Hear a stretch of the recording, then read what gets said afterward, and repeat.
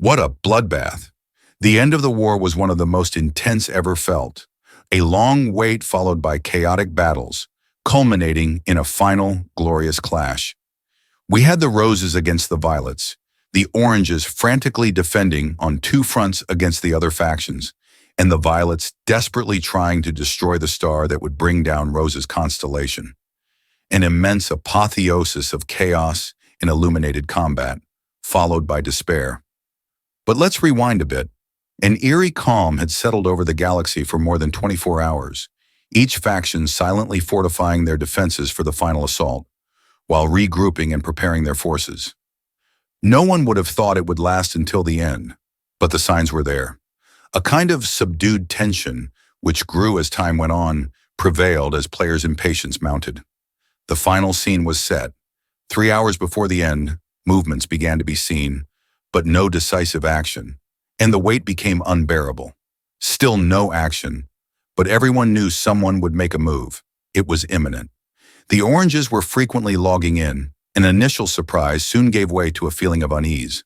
No one was moving. It was strangely unsettling. Our plan was to stack all the borders high. Then, 4 hours before the game ended, we intended to camp and let our bucket rest, waiting for an attack so we could defend and hold our points. The goal was for all European players to finish the game, but unfortunately, a careless 16-year-old fell asleep during a power nap at 11:19 p.m. and woke up at an hour after the game ended. 2 hours before the end, the Violets cracked first and launched an assault on the two factions. This ignited the sparks, and from then on, it was an inferno. Their initial target was Pofusu. This star, having already witnessed numerous violent battles during the war, was about to experience even fiercer ones before the end.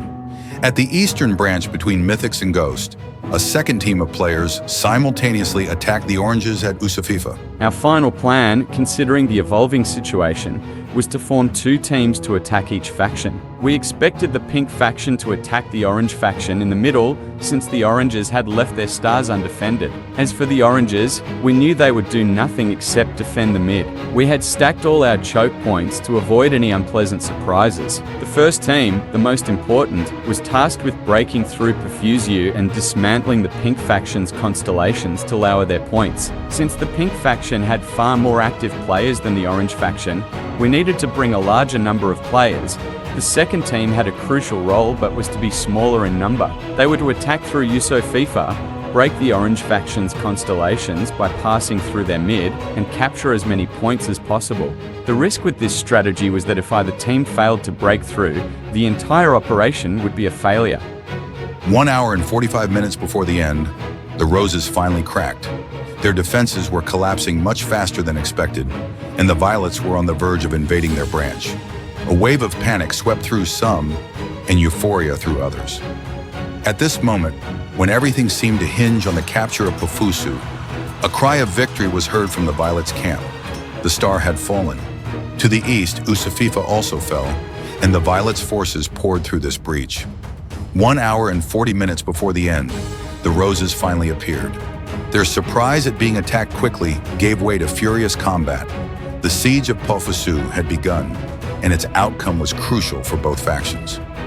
Meanwhile, the Oranges, alerted by the fall of Usafifa, began to defend it. Thus, the initial momentum of the Violets was abruptly halted.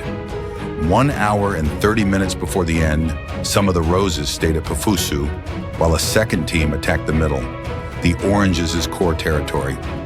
At the same time, Usafifa was reclaimed by the Oranges. Okay, so around the time when we had 15,000 points and had a 1,000 lead, if I remember correctly, Orange and Violet started attacking us, so we had to offer Orange a free const in mid, so they can stop the attack while we focus on defending versus Violet's threats. Fast forward to final day, we weren't too sure what the plan was due to the condition we had with Orange. Orange started attacking us, but then stopped randomly, so we waited and then saw Violet start attacking a border star. We had the best bucket this far, so we had 3 people defend versus Violet, while me and the others in the faction went for the blitz in mid to break Orange constellation final hour. We knew fighting Ghosts and CCC wasn't the smartest thing since they had over 600,000 hits, so Mythics was the target since day 1. Long story short, we gave the lead to Mythics purposely while making sure Ghost and CCC was third so we can have the advantage. 1 hour before the end, hope began to shift, and the Roses' progress was slow, but it was becoming increasingly clear who would be the victor of the war. Pofusu had been reclaimed, and not once in the last 30 minutes had it fallen again. Although the Violet's forces were closing in on its capture, it seemed impossible to reclaim it within the allotted time. Although the assault on the Oranges had seen greater success, with Usofifa, the gateway to the Oranges' mid-rear, being captured, the rate of capturing stars was too slow to hope for reaching the podium. Pofusu had to fall within the remaining hour, or the Violets would lose. Meanwhile, an equally furious battle was occurring in the middle between the Oranges and Roses, fueled by players gradually leaving the Violets' front to capture Oranges' constellations. The two forces clashed in an epic battle, but once again, the Roses were winning slowly but surely. The combat was taking place over the stars Ivexi and Mehe, essential for the constellation. 30 minutes before the end, only the most obstinate failed to see the obvious. The Roses were winning. Only a few meager points separated them from first place, and the Orange's forces were visibly weakening under the repeated assault of the Rose hordes. Their final hopes rested on maintaining their last constellations in the middle, or everything would be lost.